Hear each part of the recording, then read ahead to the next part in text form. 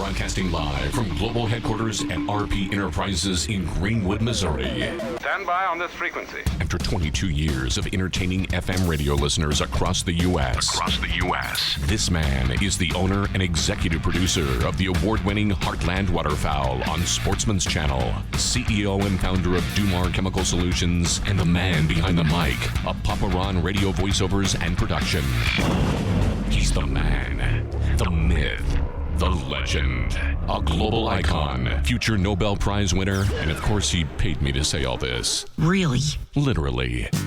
Welcome to the Papa Ron Podcast. Here's your host, Ronnie Phillips.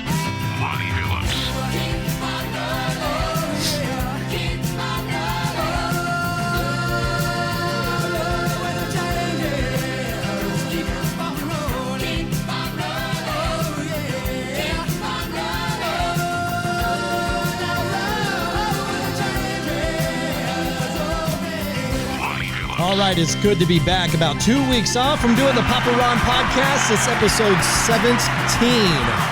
And so grateful to have everybody back listening or watching. Of course, you can watch this podcast on the Papa Ron Podcast YouTube channel. You can also check it out on Spotify, and also audio versions available on Apple, Amazon, Google, and CastBox. Real excited about today's show because today's guest is someone who I met through our wives.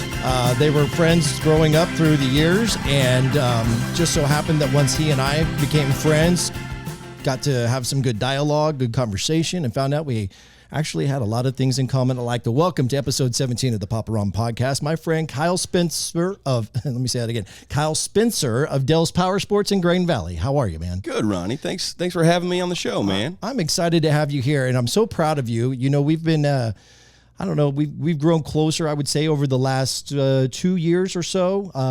And it was right about that time, I think, that you and I got to know each other on a greater scale due to the partnership that Heartland Waterfowl has with Honda Power Sports. Correct. They've been a sponsor of ours for nearly 9 of the 10 years that we've been in production. And it was about the time that you had bought Dell's Power Sports, then that Honda corporate was working with you to work with us.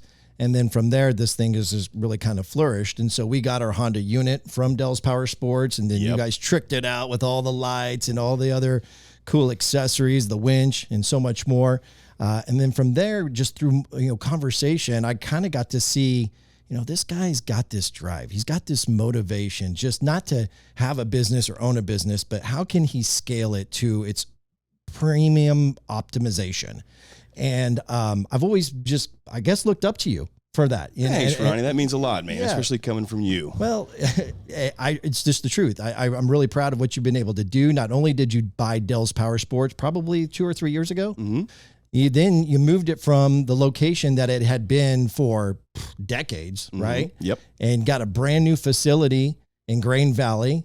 And then that has led to other things, to another building across the street, which is Dell's. We're still going. Yeah. Got more things on the way. Maybe you can make some announcements. And then you and I were able to partner, and we're going to get into this a little bit later in the show, but you and I were able to partner with one of my other business ventures called Dumar Solutions, to where we have come out with a really, really cool product. For sure. That's exciting for not just us, but the whole industry that I'm in. Yeah.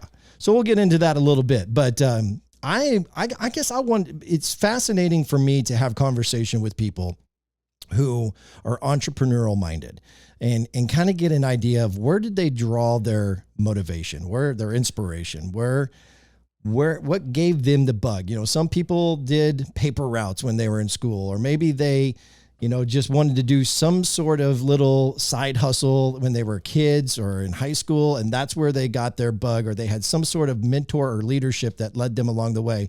I'd kind of like to get back into your past. Where are you from? And what was it that kind of got you down the road to wanting to own your own business? Well, I guess let's start with where you're from. The best place to start would probably be I was born in a city called Cape Girardeau, Missouri, down in the Boot Hill Sure. of the Southeast Missouri. You got it. About 5.5, 6 hour drive, way down there in the corner. Nobody really knows about it. It's kind of tucked away. Yeah. But I was born there. I lived my first 2 years of my life there. My father actually ended up going to prison when I was 2. Oh, see, I didn't know this. Okay, go ahead. So my mom packed us up. We moved north to be closer to family. And my grandfather would watch me on the weekends and whatnot. We did that till I was about 6 years old, and then my mother was remarried to a gentleman. And I had that stepfather in my life, and he honestly wasn't the most pleasant person to be around, but it was who my mom chose. Okay. So when you say unpleasant, were you beaten, or was he just not loving and affectionate, or what was it? It wasn't. There was abuse, sure, but not at the level. What's funny is I'm making excuses for it. There absolutely was abuse there, but it was, for whatever reason, we tolerated it at that time in our life. Okay. So maybe physical and mental. Physical and mental. It was a lot of ear pulling, stuff like that. Just nothing like giving me black eyes. It wasn't anything like that. Just wanting you to know who authority was. Well, exactly. And we never saw eye to eye. I can think of 2 situations of growing up where I actually laid him out physically and had an ambulance come get him. Oh, wow. Not because I wanted to. It was just you're defending yourself. Purely defense. But that was my childhood up until probably 12 years old when I really started making those moves and he started backing away. Okay. So that was the childhood. And then we got into, I continuously looked at my parents' situation. I knew where my dad was. Mm-hmm. I knew where my mom was. I knew what my stepdad were doing. And their lifestyle wasn't, in my opinion, satisfactory. It was... was it complacency, or were they involved in illegal stuff like drugs or something? No, it was never. It was more complacency than anything. Okay. It was more punching the clock. It was more the grind. It was, they'd get off. My stepdad would get off work and go straight to bed. He'd wake up and go straight back to work. Just the lifestyle just didn't seem like it was the right way. Wow. And you were able to see that at 12?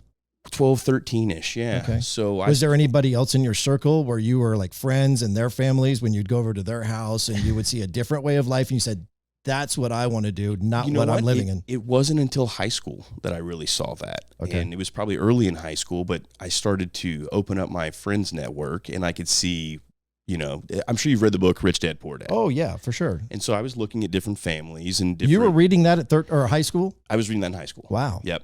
Wow. Sure was. Well, and I actually didn't read that until my mid-30s. Well, I was picking up books like that from 13 years old on. That's incredible. So I had the drive. I had the initiative that I didn't like my current situation. I didn't want to end up in the same position as my current situation. Wow. And the only way to do that would be to figure out how to get out of it. Yeah. So that's what we did. We did a lot of self-education. Yeah. A lot of screw-ups, a lot of things. But growing up, back to when I was 13, 14 and seeing my peers and seeing what their fathers were doing, I realized a lot of them that were doing well were self-employed or had their own businesses. Okay. So I knew that was probably the direction I needed to travel down. Okay.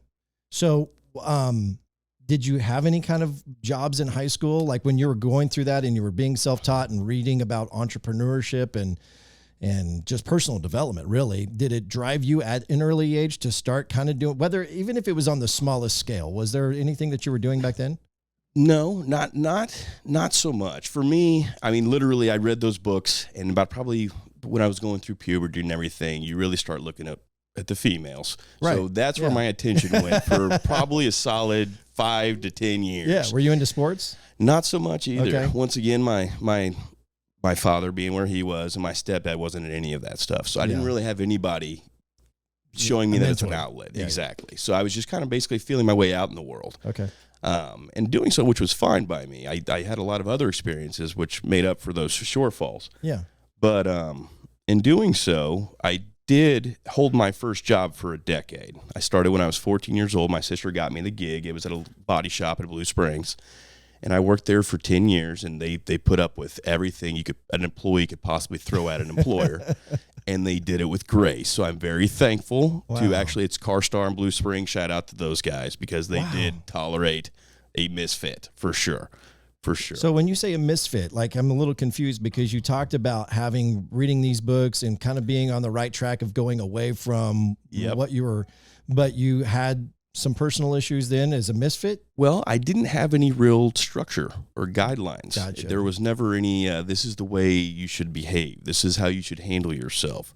So I continuously, to this day, but even then, I was pushing the envelopes way more than I ever should have. What did that look like? Like just not showing up to work on time, something like that? Or I would show up, but it was a lot of late nights. It was a lot of partying, a lot of real world experience. I got the gift of gab from bars, the bar scene, but I started going to bars when I was 17 years old. Wow. It was just the way it was then. Times have changed since then dramatically, but that's literally where it started. The communication levels and everything that came with that. And well, then you're communicating with adults. Yeah, exactly. And you're still a kid. 6 nights a week. I'd take Sundays off, but 6 nights a week, I was at somewhere, someplace doing something. And this was for years. This wasn't just a phase. This was my lifestyle for probably 5 years straight. Okay. I mean, it was pretty heavy. And so being that you were kind of in the nightlife party scene at the age that you were and trying to hold down a job at CarStar, then you were probably showing up hungover. You got it. And you got sunglasses on. I'll never forget, I had a T-shirt that said sober, and I was always far from it. I had a girlfriend in Mizzou, so I would drive out there, and I would drive home on Monday mornings, one-eyeing it. I mean, it wasn't a very responsible time in my life, for sure. Why do you think that they were so gracious with you? I mean, did they know your family? Did they know your situation? They did within reason. I mean, like I said, my first job, I was 10 years. They kept me for 10 years. So they knew a lot about me, and I had relationships with most of them. It was a small company, so they looked out for me. They cared about my well-being. Right. Honestly, a lot of those people probably saved me from myself, and I didn't even think about it at the time. But was there a few come to Jesus talks? It was I got pulled over when I was 14 years old. I had stolen my mom's car. Oh, wow. And, I mean, she was working nights. She went to bed and I hopped in it. And once again, I didn't have great. You didn't steal it. You weren't running away from home. You just took it without permission. Joyriding is what I was doing. Yeah, I got you. And I got pulled over by an officer. And what he told me was, he goes, "You're playing fastball without a glove, son." And I'm like, and that's kind of reigned with me. So I did my 6 weeks of community service after that and kind of kept that, but it never stopped me from pushing the envelope. What did? Still do it to this day. Well, maybe a little bit more responsibly. Absolutely. Okay, absolutely. So when was the aha moment? When I met my wife, and how did you? And so his wife's name is Megan, who is good friends with my wife and my wife's sister, and that's how he and I met. And so, how did you and Megan meet? Megan actually was a customer at the body shop. Okay. She had this brand new Pontiac G6. Okay. And I'll never forget it. She had, within 6,000 miles of buying this car, she had 3 major accidents. Two of them were airbag deploying accidents. So like that kind of serious. Like slamming into the back of cars.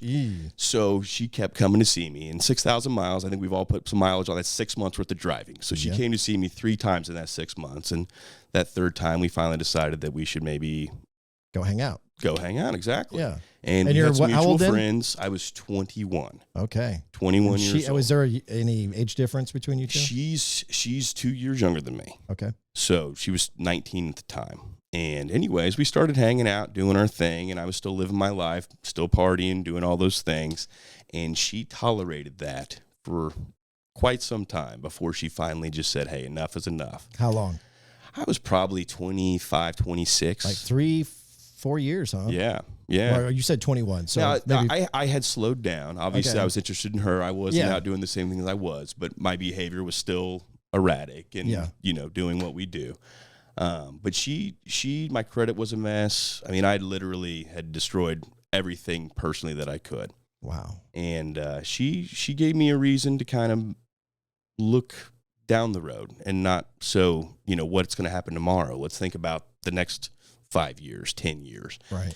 And she's literally hung by my side every day since then. So. She's a damn good woman. Very, very good. She's very awesome. Good. I love Megan to death. Great care of me. Let's back up just a little bit.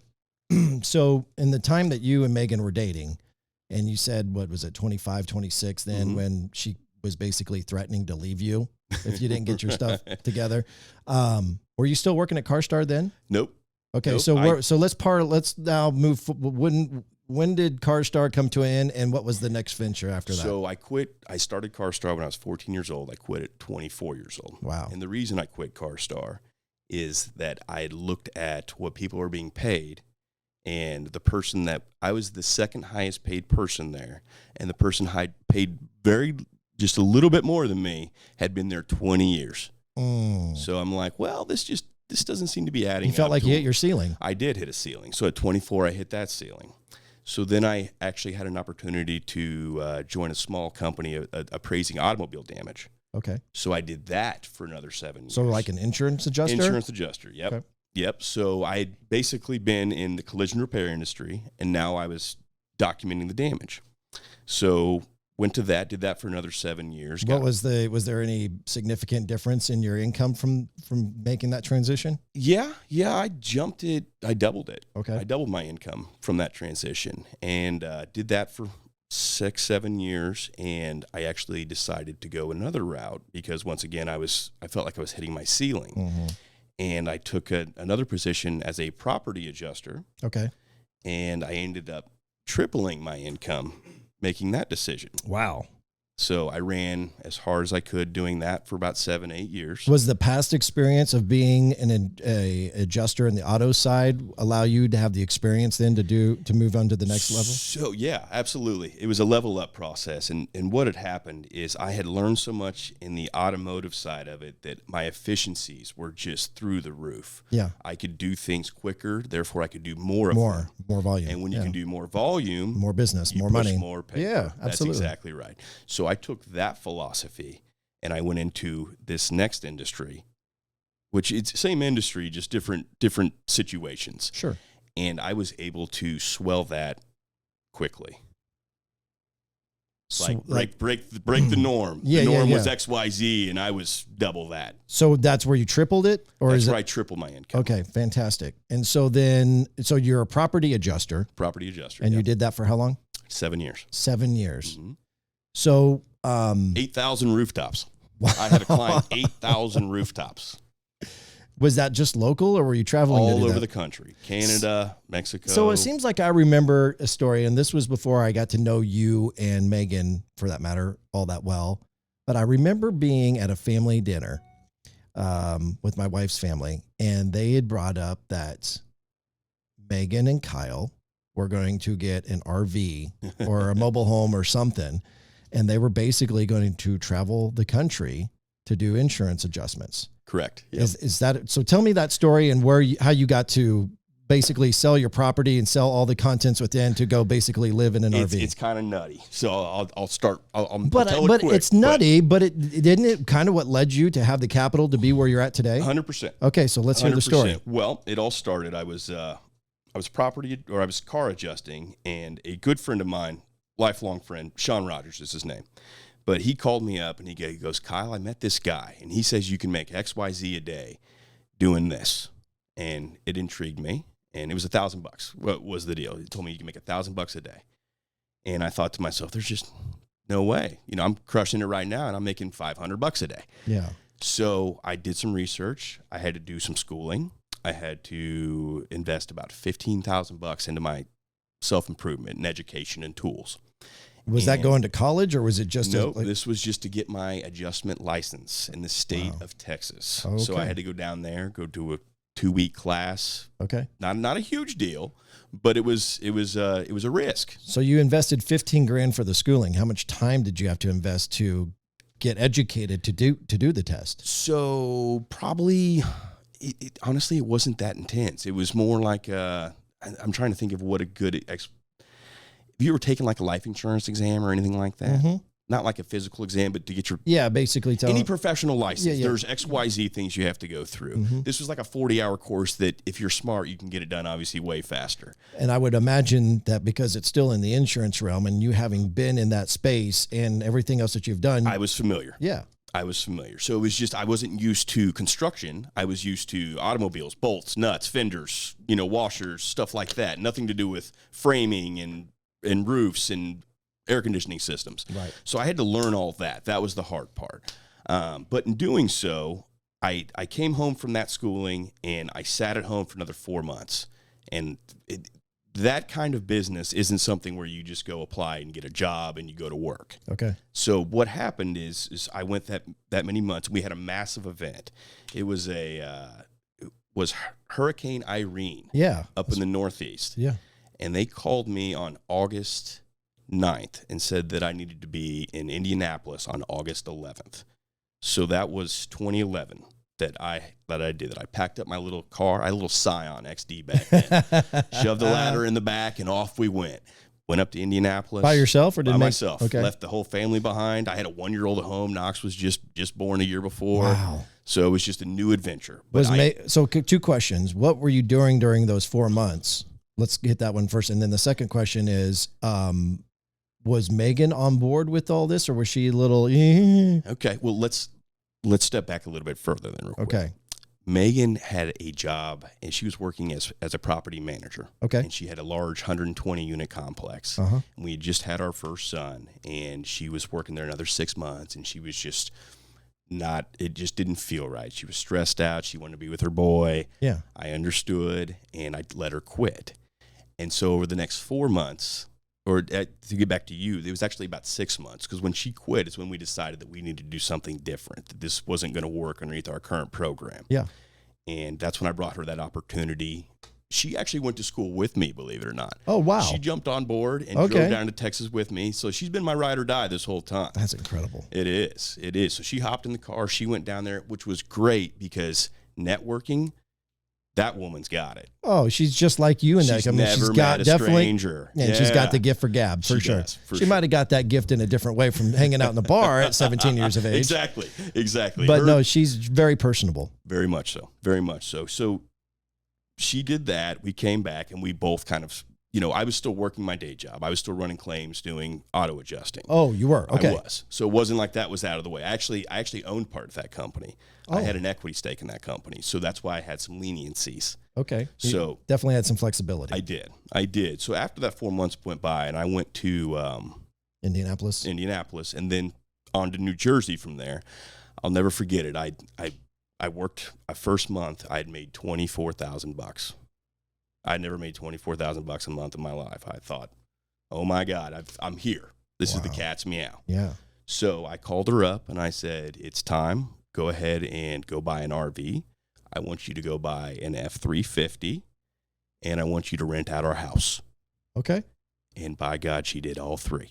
Just like that. Just within a week. No questions asked, huh? She said, okay. We had talked about it, but we when it's go time, it's go time. Yep. And she literally had that house leased. She put an ad that night, Ronnie, at 6 p.m. It was leased by 9 p.m. Wow. Not only was it leased by 9 p.m., we had sold $5,000 worth of furniture in our house because it was going into storage, and you know what storage units do to furniture. Yeah. So it was perfect, and we're like, well, that's obviously God. There's no other way that would work out so perfectly. Yeah. Next day, RV gets secured. 3 days later, the F-350 gets secured. So here I am, ready to come home and move out of my house now. So I'm working. You can't leave. That was the rule for being an adjuster. If you left, you were considered AWOL. It was very similar to the military. Okay. If they couldn't rely on you, you didn't get paid. Wow. So I did sneak off. I snuck off home for 3 days. My best friend was getting married. He had a bachelor party that weekend, so I took care of him. Yeah. I moved out of my house. I moved in this RV, and I drove it back to New Jersey. It was a 45-foot with Megan toy hauler, with Megan, with the dogs, and my kid with a crib in the back. Wow. So we just trucked up there. Knox is still 1 at this time? Knox has just turned 1 at this point. Okay. All right. So brand new family, and we're trying something totally different. Wow. So we get up there. We make it happen. We get adjusted. And we actually end up spending 48 solid months in that RV, bouncing all over the country from coast to coast, north to south, seeing the sights, just experiencing all these wonderful places. It's so cool. It really was, man. And it was at a time in our life, being such a young family, it was kind of nice because you can get caught up in the day-to-day. Every weekend you got to be at somebody's birthday party or a game or somewhere else. But when you're on the road, you don't have that anymore. Well, and Knox is old enough to where, or not old enough, I guess, at that point to where he's involved in all the kids' activities. Exactly. That was a perfect time to do it. Exactly. But even Megan went through, the thoughts of not having her friends available to her. Sure. So she started joining an organization called MOPS, and that was a national organization. What is that? Mothers of something. I wish I could remember. But That's basically, it was small groups of mothers, and they were all over the country. There was this organization. So she could click in wherever this was. But it's MOPs and Paul S? MOPS. Okay. Yep, MOPS. Okay. And she did that for a few years, and that gave her some outings, and she could be around other children, and it worked well for them while I was able to work. Wow. So once again, I wouldn't have been able – I couldn't imagine being away from my family for what's required to do this job. Yeah. So without her being willing to jump on the road with me, I can't say that I could have ever lasted as long as I did. Oh, yeah. So it did come down to whenever Knox he was turning 5 years old. We knew school was coming. Yeah. So we went ahead and came home. We bought some acreage. Yep. Went ahead and built the house. And The house that I know that you're in now? The house that I'm in now, correct. Okay. And I said, Megan, here you are. This is for you. Wow. So she's got her house. Everything's good. She sure does. And the next year I go back on the road. Oh, you And did? I did. Okay. I did. I was on the road 9 months that year. And 9 months with a 6-year-old. How often are you home during those 9 months? I would come home every 3 weeks for sometimes anywhere from 3 days to a week. Now, that had to have been tough. It was tough. It was always great coming Probably home. harder for her. Well, I don't know. Maybe it was just as hard for. I think about when I travel for Heartland Waterfowl at a week at a time, and leaving a wife with 3 kids and how difficult that is because of all the responsibilities and going all these different directions. But I'm sure you're just like me. It's hard whenever you're leaving because you're thinking about them and you're loving on them and all those things. But the minute you get your head back in the game and you're working, it's grind. It's tunnel vision. That's and it's it. let's get the work done Yep. so we can get back to them. Sure. That's how I treated it. So we did that after that year, we did it another year, and she was kind of over it at that point, and I don't blame her. I mean, Yeah. I would show up, be home for 3 days for all the fun, and then poof, gone for 3 weeks. Wow. And she had to figure it out every day. So, But she sees the money, right? And She does. sees. She does. Was there any conversation? So I'm sorry to interrupt, but like we talked earlier about this opportunity allowing you to have the capital to buy Dells. Was there any premeditated conversation of like, okay, this is the goal. I'm going to do this for as Absolutely. much time or until we bank this much money, and at that point, we're going to take that and reinvest it to. And so, was she holding out to get to the goal? So yes and no. We never truly had like an actual good, perfect game plan to execute. It was more like, let's try this, let's see if it works, and then let's build off of it. Ride the wave as long as you can. Exactly. And honestly, that first, we were young. We never had money before. We didn't know what it was like. So we blew a lot of it. Nice restaurants, fancy stuff, going places. Yeah. But we got to enjoy ourselves at a very young age. Sure. And then we got smart. And we realized that, hey, if we went out of this vicious trap that we're in, we're going to have to do some things differently. Was there anything bad that happened? And I don't know, I'm just asking because there's times when it takes somebody to make a lot of money and something bad to happen for them to get smart. Did you have anything bad that happened and said, okay, maybe we need to reevaluate this? Or was it just simply like, maybe we need to pump the brakes a little bit? You know what? The hardest part for me was being, when you're single, you only have the responsibility of yourself. When you have a family, especially a young one, now you have to provide for more folks. Yeah. Which, in lack of a better term, equates to a hole in your pocket. Mm-hmm. So you can try to shove as much money in that pocket as you want, but sooner or later it leaks out. Yeah. So my goal was to try to fill that pocket before it could leak out as quickly as possible. Some months that was great. Some months not so good. Yeah. But we tried it and kept doing it and kept doing it. And I kept getting better and I would get faster. And I became one of the most elite people doing what I was doing. Yeah. So whenever we'd have a catastrophe, I was one of the first phone calls made. Mm-hmm. They would hand me a healthy workload. And instead of me calling them, asking them a million questions, I would take that workload, go process it and hand it back. Sure. So they liked what I was doing. When I say they, I mean these firms and relationships that I had in the industry. So we did that for right around 6 years before Megan was like, it's time for a change. Yeah. Let's do. But going back, you talked about you didn't have money before, and so you didn't know you were spending it, frivolously on all these different things until you realized you got smart. What was it? What did it take for you to get smart? It was knowing that I had to get out of what I was doing. Okay.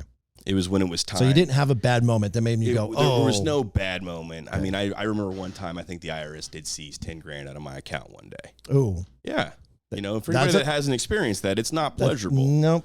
No, especially when, and you need the $10,000. Like, I plan on paying bills with that $10,000. Yeah. But that's honestly what happened. So that was the first year or second year into it. So we didn't even, that was literally a speed bump. Yeah. Throughout the situation. Okay. But it wasn't until year 6. I mean, I was serious from year probably 3 on. But year 6 is when Megan was kind of getting wound up and kind of fed up. And like I said, I can understand that. Sure. So we went through that process that year of, I'm going to do whatever I have to do to make this my last year. And I hope it works out. And so that's when that's when you start scouting out for opportunities. Exactly. Okay. Well, we actually had a few hurricanes that year. And in the insurance world, when you have multiple events, there's only so much staff that can go where. Makes sense. So, of course, the highest bidder gets my attention. And we were able to leverage that for a substantial payout after those storms. And in doing so, that was the fall of 2017. And finally, I figured out that I was at the point where I can make a move. So I came home immediately from those events, and I started just searching the market. I went through every business broker in town. I knocked on every door. Really? I turned over every stone.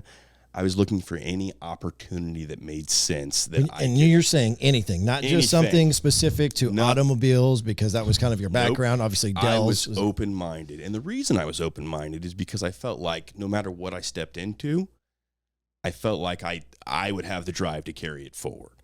So we looked at every business underneath the sun, and it was literally January. I started this in probably beginning of October. And when I say every day, Ronnie, I mean every day I was pushing this pencil, trying to figure out these opportunities, meeting with people, meeting with banks, meeting with people, meeting with just everything. So how are you really, I mean, you said, were you literally going door to knocking on doors? I mean, and how does that conversation look? Like, hey, I'm looking to buy a business. You looking to sell? I mean, I wasn't necessarily doing that, but I was soliciting. I was anybody who had a business, I would draft a letter to. And I would literally just write it and be like, hey, I know you probably don't have any interest, but if you do, down the road, give me a call. Okay. So business brokers, I literally went to every single broker. I met with them personally. I met with their bosses personally. We went through their portfolio, same deal. I had people try to talk me out of certain businesses, push me into others, all these different things. So finally in January, I saw this ad come up, and it said for a power sports dealership in Jackson County. And I thought to myself, well, I live in Jackson County. Yeah, perfect. So. So you weren't even specific to Kansas City. You were looking even outside of that. Oh, I was ready to relocate. Okay. I mean, for real. I mean, It was just to that point. Wow. But it was either that or go to corporate America. Yeah. And I just didn't I had a job offer at corporate America for $250,000 a year. Wow. And it was just nothing that I was ready to jump off on. But regardless, so Dell's came up, and I was able to figure out that it was Dell's. And we went through the whole process. And it was honestly, here's what's funny. I had 2 companies I was really looking at the end. And one was an envelope company. And then one was a power sports company. So not even close. Yeah. Not even close. But the envelope company had promised, because Amazon was getting big. They were coming to Kansas City. My thoughts were, if I could partner with them, we'll make that happen. Power sports, I honestly didn't know how that would go.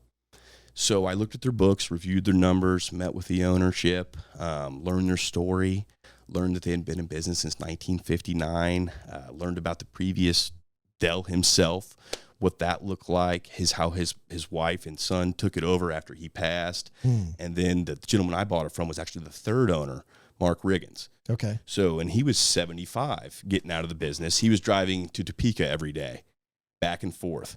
Because that's where he lived. That's where he lived. 3 hours a day commute. But And how long did he own the business, you said? he owned it a decade. Okay. He owned it a decade. So when I came in, it was for those of you that know of Dells, it was a smaller dealership. It was a Honda Kawasaki dealership, and we took it and we just started to kind of blow the dust off of it.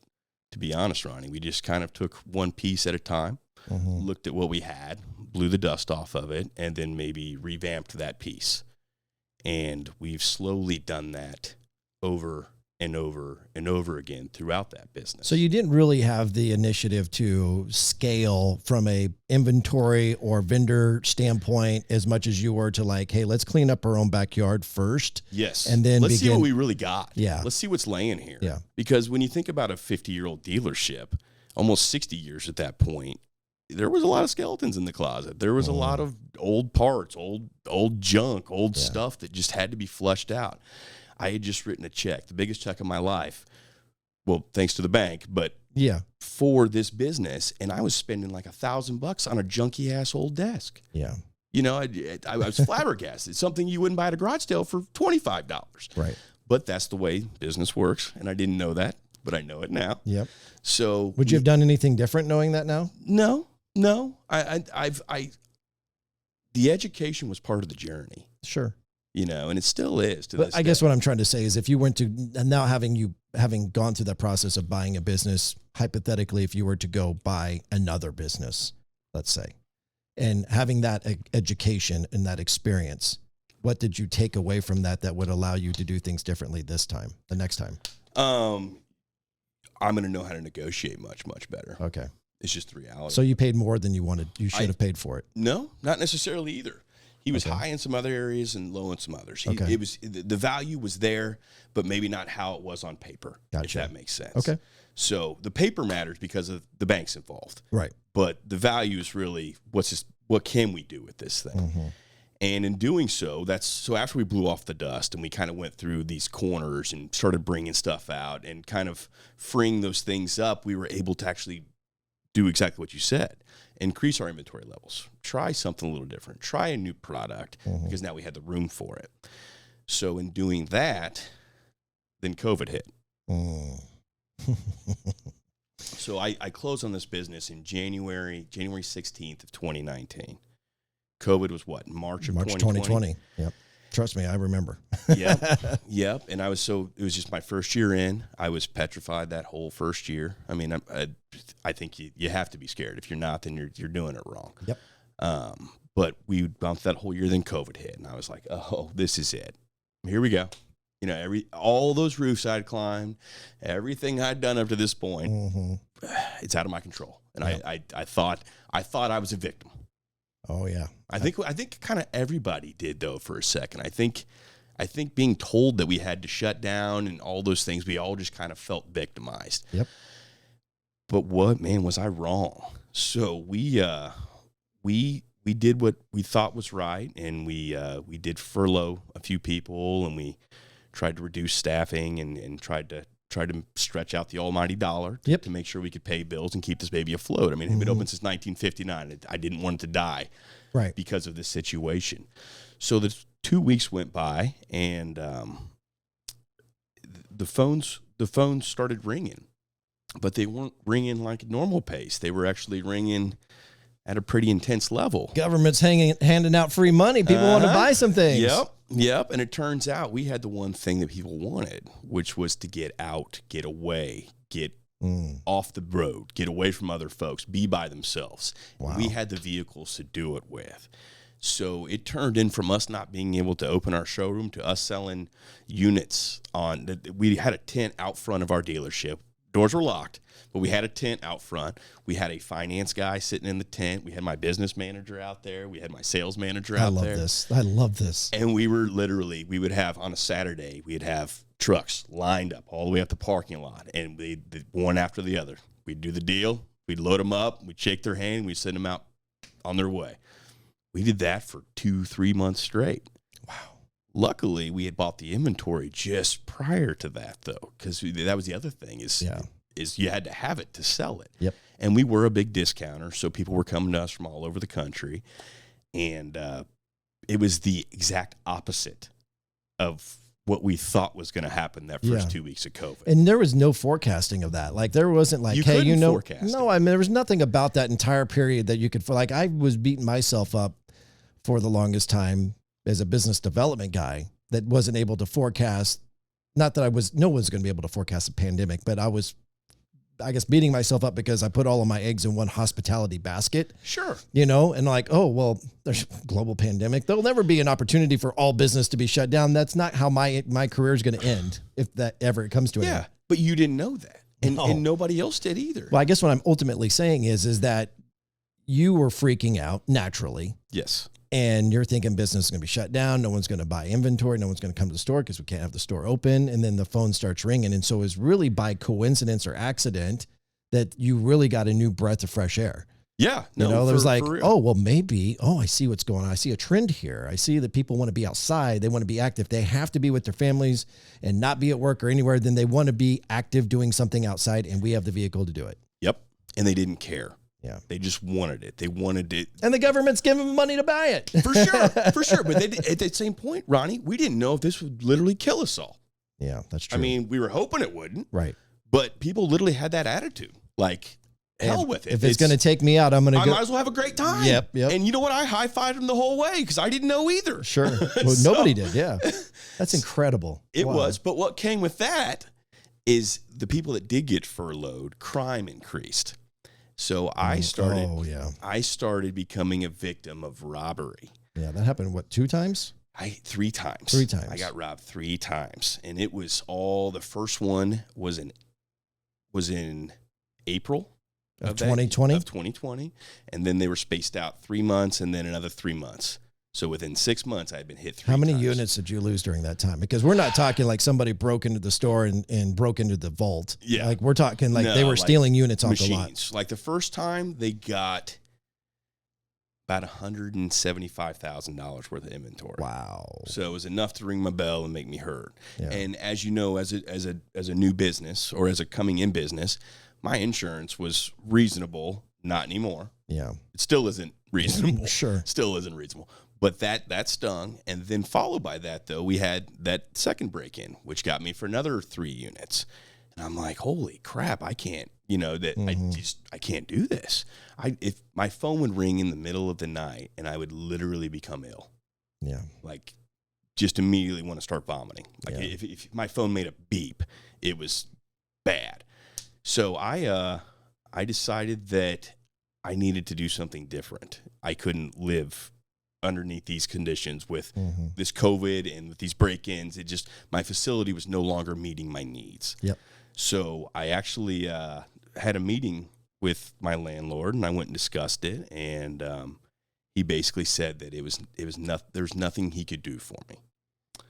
And I said, fair enough. And I shook his hand and went back to my store and went back to work as I should have done. Mm-hmm. And within a few hours, he called me and he said something about sunshine on a dog's ass, something along those lines. And Today's your lucky day. basically, yes. Yeah. So I run back over there. Old George gave you that call? He did. And he introduces me to his son. And he shows me this lot that he's got available on the outskirts of I-70. In Grain Valley, Missouri. In Grain Valley, Missouri, yes, sir. And I'm scratching my head. I'm like, no way. That's Interstate 70 frontage. That would be perfect. Mm-hmm. And I said, let me think about it, and maybe you can put some numbers together and we can discuss it. And we did, and we discussed it, and it made sense for both of us. And we moved forward on that project, and that's why we now have Dell's Power Sports right off of Interstate 70 now in Grain Valley. Brand new location as of, about a year now? It's been 1 year, yeah. Yeah. Went from an 11,000 square foot facility. We're currently at our primary building's 22.6, and then we've got an 8,500 square foot warehouse as well. Okay. So we got about 20 minutes left. So I want to go, before we get into, first of all, let me just say this. Congratulations. Thank you. Because that building is beautiful, and it is a one 180-degree difference from what you came from. I mean, it is just For real. beautiful. Yes, thank you. Great location, built perfectly. I mean, just everything about it is to a T. I guess there's one thing that's been lingering in my head, because you talked about when you were trying to find an opportunity to buy a business, and you were having all these different discussions. How many meetings, how many books did you go through when you talk about brokers and business owners and all the, did you ever come close on a couple, like real close, and then last minute pull out, or Yep. like, so how many of those meetings really took place? I guess what I'm asking is, how many times did it get that close before you didn't do it and ended up with Dell's? So we actually, no, I didn't mention this, but I did while I was running, while I had my auto career, I did own Cricket stores. Oh, I did not So know. Okay, I failed the to mention cellular. that. Okay, the cellular stores. Yeah, that's that are kind of a still big. You left out a big piece there. I did, but it was a blip. It was a Okay. blip on the radar. I only held them for about a year, and the reason being is that every time I found a way to make money, Cricket found a way to take it. Yeah. So I wanted out of that as quick as I got into Franchises. it. And that's why I then went to property adjusting, where I was working for myself and no one could hold me accountable other Sure, than me. sure. I had some low-level employees that were stealing from me. It just wasn't a very pleasant experience, but it did give me more education to fuel what I'm doing Yeah. now. So, but how many of those, when you were, before you bought Dell's, you had several, you talked about having several That- opportunities, different, how many meetings did you have that got close to being a resolved, done deal before you said, no, that's not it, or whatever reason it didn't happen and you ended up with Dell's? So there was probably only 2 other instances Okay. that I ran into that. But in purchasing Dell's, I'll tell you this too, is I had, before I had even, it took me 5 banks. Wow. I pissed off 4 banks before a 5th one would actually. How could you be pissing off the bank? My first one, I didn't know what my expectations should be, and they were a little too high. You know, and the second one didn't like the business and thought that I should be doing something else, and so I was pushing back on that. So they all had their own little antidotes that they were looking for before I found a relationship that was good for me. Okay. But what I'm getting at is I was told no 4 times Okay. before I was told a yes. No doesn't mean never, just means not right now. 100%. 100%. Wow. Okay, so you got Dell's, and you've got the new location in Grain Valley. And then somewhere in the process, as this business is beginning to scale, you come up with the idea, or maybe somebody does. I'd love to hear the story of how Dell's House of Speed comes to fruition. Okay. So a friend of mine, when we bought Dell's, we had this gentleman come in. His name was Chad Newman, and we knew of him, and he had a history. He owned Area 51 in Bates City, Missouri. Okay. And he had done quite a bit of high-end stuff. He worked for a company called Sierra Race Cars. He holds a couple world records. One of them is for an ATV hill climb at Pikes Peak.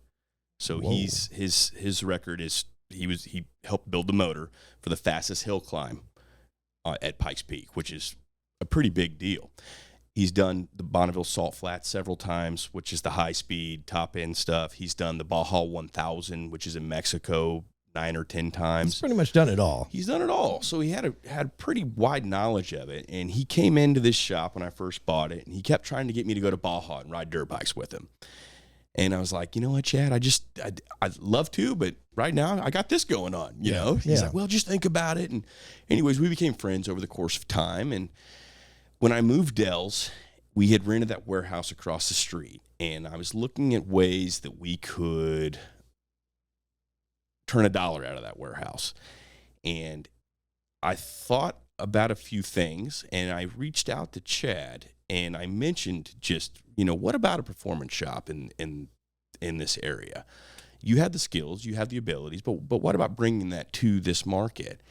And we met 2 or 3 times, and we kind of laid out some ideas, and he kind of let me know what his boundaries were and my boundaries, and I explained my boundaries and so on. And we decided that we would give it a run. And so far, it's been a really good deal for us. So that's how it all started, was collaborating with somebody else who knew that space better than you did. And it's not my space. It's his space fully. Okay. But my dealership is a great, what's the word I'm looking for? It's a Compliment. compliment to that business. Sure. And in doing so, now I can have unique products as well. Yeah. So like, for instance, So you don't own that business? I do. You do own the, so what's the dynamic of that then? He's considered a partner in that business, but it's my business. But it's branded under the Dells name. It is and another, you own the building? I do not own that building. Okay. That's Drew's Diesel across the street. So we're in the back half of that building. Gotcha. Wow. That's so cool. All right. So because we are limited on time, and these podcasts, I don't know how many you've listened to, but some of them will go to 3 hours, and this one's probably going to be just over an hour. But I got to pick up my daughter from school. So no worries, Ronnie. We're on some time constraints, but maybe this is an opportunity where we can bring you back again and dive into more authentic entrepreneurial discussion. Speaking of entrepreneurship, this is where this conversation kind of comes full circle, because I am not only super excited, but super grateful of our friendship and the relationship that we have, because it has allowed us to partner together beyond Heartland Waterfowl and what Heartland Waterfowl does on the Honda side with Dells Power Sports.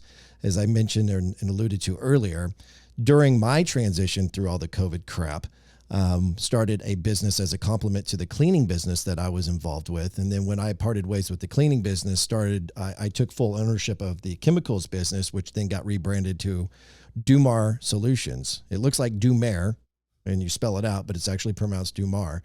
And so you and I had several conversations, because that's what we do. You know, hey, how's business? What are you doing? And then we bounce ideas off of each other, and then maybe we make suggestions to one another. Sure. And then I think I was actually hitting you up because you have a service department at Dells that you need chemicals for all kinds of, whether it's brake clean or whatever it might be, antifreeze, we can provide that. And through that process, you came to me and said, do you have something that resembles this? And I don't know how you want to go into that conversation, but over the last year, you and I have been able to work together to customize and formulate a particular product that really, it's comparable to other things on the market, but it stands out on its own. Oh, for sure. So we, whenever we talked, I took inventory of what was going on in my store. And I looked at what was on the shelf, and I looked at what Ronnie was doing, and I wanted to find something where I felt we could compete sooner than later. Yeah. So in doing so, I knew there was a place for us in the cleaning and protecting of side-by-sides market. That market is a massive one. It grows every day. And it's a product that people need because of what the machines do. So basically, we were able to formulate a cleaner that will polish, shine, and protect your machine, but it does it in a way that there's no aerosol, so it will not dry out the Show plastics. that to the camera. So there it is, folks. That is called Clean Absolutely Flawless.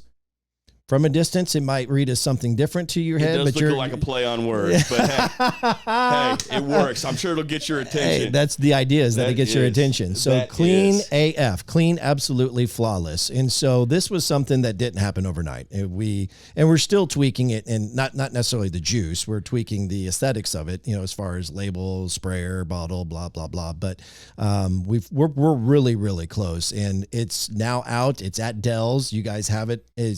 I was looking on the website, but I didn't have a lot of time to look. Do you have it on the website yet? So actually, we're launching the actual official clean, absolutely flawless.com website today. Oh, no kidding. That's happening right now while I'm here. Wow. So by the time the podcast comes out, it might... you should be able to buy it. You should be able to get it. Fantastic. Absolutely. So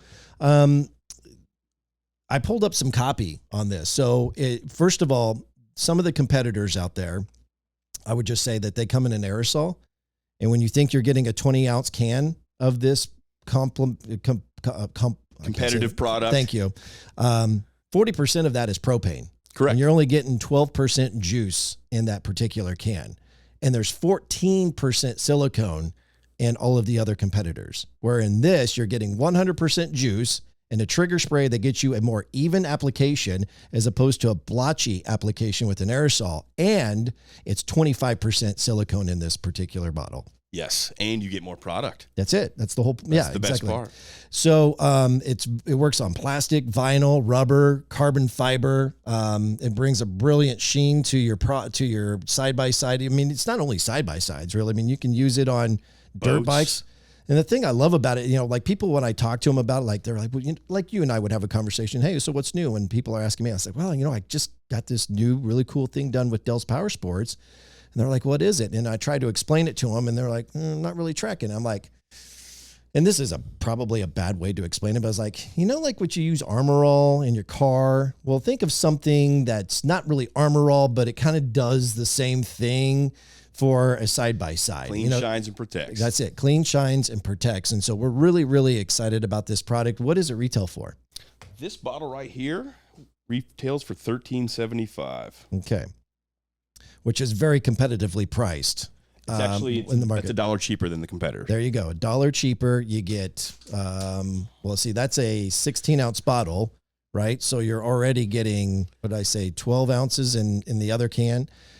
So you're already getting 4 more ounces in this, and you're getting 11% more silicone than you are in the competitor, and you're getting a more even application when you use the trigger spray. So we're really excited about this, and they can come to the store to get it, or they can come to the website.